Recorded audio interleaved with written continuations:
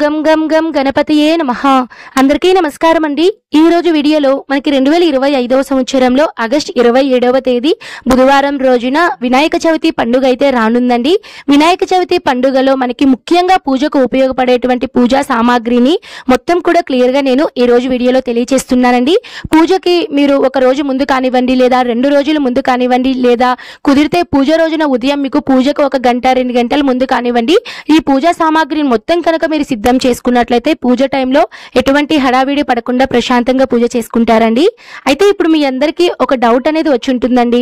మనకి ఈ సంవత్సరం బుధవారం వచ్చింది కదా అండి పండుగ, ముందు రోజు మంగళవారం రోజున పూజా సామాగ్రిని తెచ్చుకోవచ్చా లేదా అన్న డౌట్ చాలా మందిలో ఉంటుందండి. ఇక నేనైతే ఒకటి చెప్తానండి. కొంతమందికి ఇంటి ఆనవాయితీ ప్రకారం కానీ కొంతమంది కలిసి వస్తుందండి. మంగళవారం రోజున ఏదన్నా వస్తువు కొనడం కానీ, మంగళవారం రోజున ఏదన్నా మంచి పనులు చేస్తే కలిసి రావడం అనేది కొంతమందికి ఉంటుందండి. ఒకవేళ మీకు అలా కలిసి వస్తుంది అని అనుకుంటే మంగళవారం రోజు కూడా మీరు సామాగ్రి అనేది తెచ్చుకోవచ్చండి, తప్పైతే ఏం లేదు. లేదు మీకు మంగళవారం రోజున మేము తెచ్చుకోలేమండి అని అనుకున్న వాళ్ళు సోమవారం రోజు తెచ్చుకోండి. సోమవారం రోజు మంగళవారం రోజు కుదరలేదు అనుకున్న వాళ్ళు పూజ రోజున ఉదయాన్నే కూడా మీరు పూజా సామాగ్రిని అయితే తెచ్చుకోవచ్చండి. పూజ రోజునైతే ఆల్మోస్ట్ ఇప్పుడైతే పూజ రోజున మనం ఏ సామాగ్రిని మనం తెచ్చుకోవాలి, ఆ సామాగ్రి లిస్ట్ మొత్తం కూడా క్లియర్ గా నేను చెప్తానండి.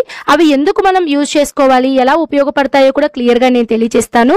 వీడియోని మాత్రం స్కిప్ చేయకుండా చివరి వరకు చూసే ప్రయత్నం చేయండి. ముందుగా అయితే మనం ఇంటికి మట్టి గణపతిని అయితే మనం ఇంటికి తెచ్చుకోవాలండి. మట్టి గణపతి ఎలాంటి గణపతిని తెచ్చుకోవాలండి? తొండం ఎడమవైపు ఉండాలా కుడివైపు ఉండాలా చెప్పండి అని చాలా మంది అడుగుతున్నారు. అసలు మీరు అలాంటివి ఏవి కూడా మైండ్ లో పెట్టుకోవద్దండి. ఆ రోజున మీరు మట్టి గణపయ్యను మీరు ఇంటికి తెచ్చుకోండి. శాస్త్రంలో ఎడమవైపు తొండం ఉండే గణపతిని తెచ్చుకోవాలి, కుడివైపు తొండం ఉండే గణపతిని తెచ్చుకోకూడదు అని ఎక్కడా లేదండి. మనకి గణపయ్య ఇంటికి వచ్చేటువంటి గణపయ్య నిండుగా ఒక నవ్వు ముఖం ఉంటుంది కదండి, స్మైల్ గా ఉండే ఫేస్, అంటే కోపంగా ఉండే ఫేస్ ఉండే వినాయకుని కాకుండా మంచిగా కలకలలాడుతూ నవ్వుతూ ఉండే గణపతిని మనం కూర్చొని అభయహస్తాలతో స్వామివారు మనకి ఎలా కనిపిస్తారో ఆ గణపతిని అయితే ఇంటికి తెచ్చుకొని పూజ అనేది చేసుకోండి చక్కగా ఇంటికి. తర్వాత పూజ అయితే మనం చేసుకోవడానికి ఒక పీఠం అనేది కావాలండి. పీఠం కోసం ఒక పీఠను అయితే సిద్ధం చేసుకోండి. లేదు మీ దగ్గర ఆల్రెడీ కనుక ఉంటే ఆ పీఠంకి చక్కగా పసుపు కుంకుమలు అంటే పూసుకొని కుంకుమ బొట్లు పెట్టుకొని మీరు అష్టదళ పద్మ ముగ్గు కానీ ఇలాంటివన్నీ కూడా వేసుకోవచ్చండి. తర్వాత ఛత్రం అండి, మనము గణపయ్యకు గొడుగు అనేది ఖచ్చితంగా పెడతారండి. కుదిరితే ఒకవేళ మీకు కనుక మార్కెట్లో కనుక దొరికితే గొడుగునైతే పెట్టుకోండి. తర్వాత పాలవెల్లి అండి, పాలవెల్లికి చాలా స్పెషాలిటీ ఉందండి. ఇది కేవలం ఆప్షనల్ అండి. ఎందుకంటే కొంతమందికి కొన్ని ఏరియాస్ లో పాలవెల్లి అనేది దొరకదు, కొంతమందికి అయితే దొరుకుతూ ఉంటుందండి. చెక్కతో చేస్తారు, కొంతమంది రెడీమేడ్ గా అప్పుడప్పటికే చేసి ఏ సైజ్ కావాలో కూడా చేస్తూ ఉంటారు. మీకు కనుక పందిరిలాగా అంటే మన పాలవెల్లి అనేది పెట్టుకొని పసుపు కుంకుమ పెట్టుకొని రకరకాల పండ్లతో అలంకరణ చేసుకుని, కొంతమంది పుష్పాలతో అరటి ఆకులతో మనం ఒక పందిరిలాగా అయితే చేస్తారండి. దీని గురించి ఒక పురాణ కథ ఉంది, నేను మీకు రానున్నటువంటి వీడియోస్ లో అయితే తెలియచేస్తాను. తర్వాత మనము స్వామివారి పూజలో ప్రత్యేకంగా పసుపు కుంకుమ అనేది సంపూర్ణంగా ఉండాలండి. ఏ పూజకైనా సరే అండి పసుపు కుంకుమ ఉంటేనే మనకి ఆ పూజ అనేది సంపూర్ణమవుతుంది. తర్వాత వినాయక చవితి పండుగలో మనము ప్రత్యేకంగా 21 రకముల పత్రములతో పూజ చెయ్యాలి అని మన శాస్త్రం చెప్తుందండి. అదేంటండి మేమున్న దగ్గర మాకు 21 రకముల పత్రములు దొరకలేదండి, మరి మేము ఎలా చేసుకోవాలండి అంటే పర్లేదండి, దొరికిన వాళ్ళు చేసుకోండి. లేదు అనుకున్న వాళ్ళు మీకు ఏ ఆకులైతే దొరుకుతాయో అంటే అందులో ముఖ్యంగా గరిక ఉండేలాగైతే చూసుకోండి. తర్వాత జిల్లేడు ఆకులు ఉంటాయి కదండి, జిల్లేడు ఆకులు ఉన్నా కూడా ఉండేలా చూసుకోండి. మామిడి ఆకులు ఇవైతే ఉండేలాగైతే మీరు చూసుకోండి. ఇదైతే నేను ఇచ్చే సజెషన్. లేదండి మీకు ఏది మీ ఇంటి చుట్టుపక్కల ఏ ఆకులు అయితే ఉంటాయో వాటన్నిటినీ కూడా మీరు ఇంటికి తెచ్చుకొని ఆ రోజున మీరు పాలవెల్లి మీద కానివ్వండి, స్వామివారి దగ్గర కానివ్వండి పెట్టుకొని పూజ అనేది చేసుకోవచ్చు.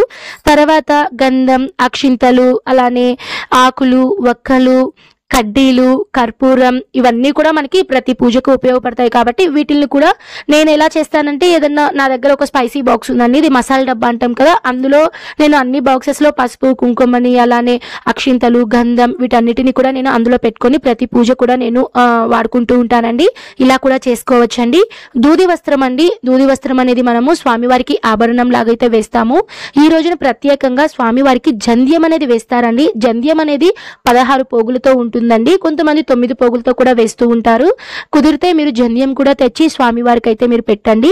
స్వామివారికి ఈ రోజున సింధూరంతో కూడా బొట్టు అనేది పెడుతూ ఉంటారండి. ఈ మధ్య నేను చాగంటి గారి వీడియోస్ లో కూడా విన్నాను.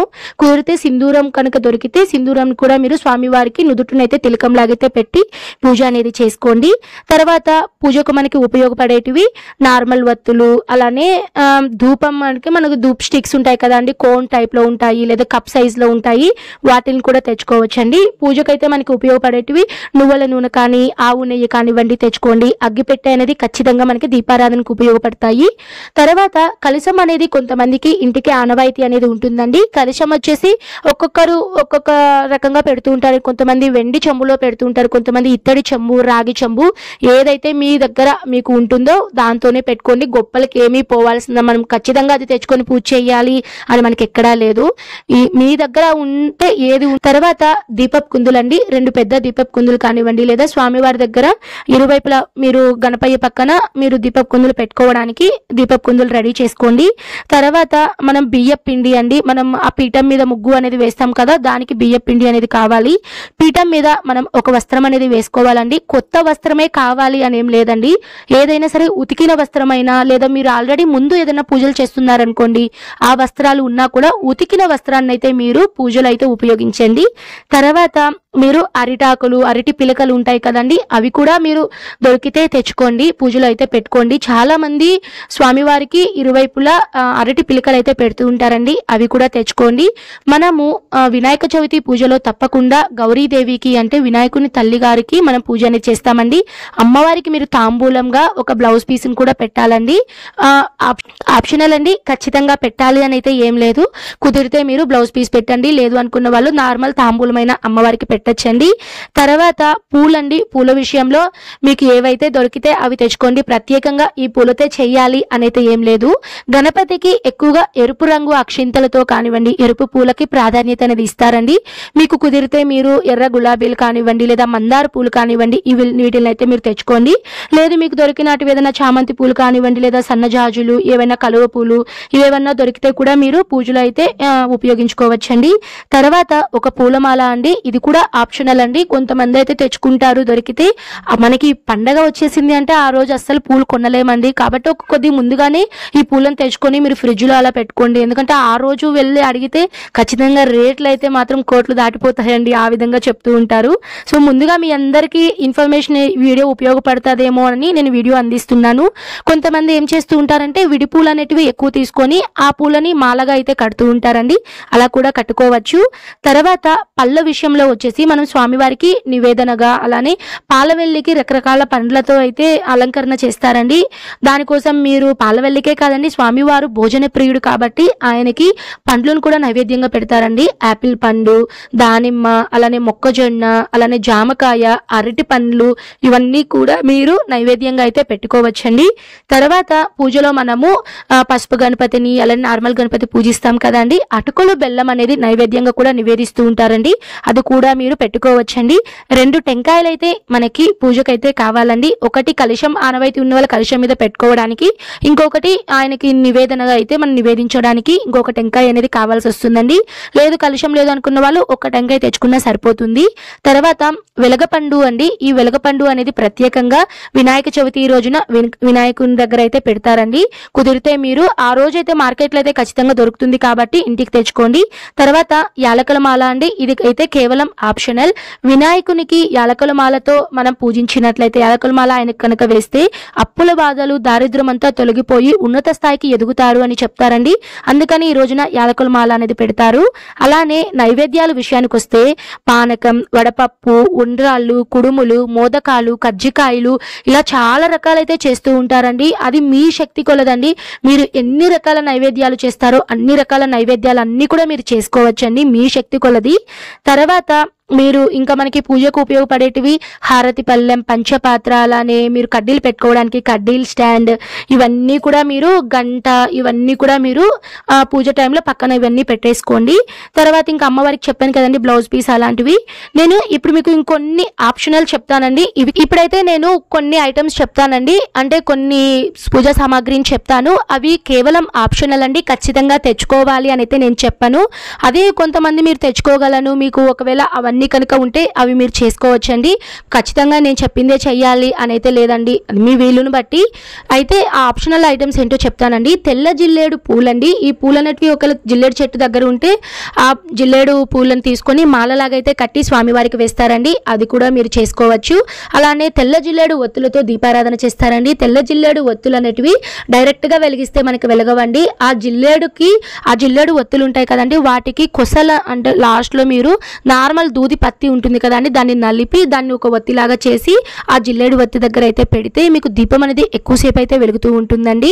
తర్వాత జువ్వాది పొడి, అలానే అత్తరు, జువ్వాది ఆయిల్, గంగాజలం, ఇంకా మళ్ళీ మనకి ఆవు పంచతం, ఇవన్నీ కూడా మనం పెట్టుకోవచ్చండి పూజలో, తప్పైతే లేదు.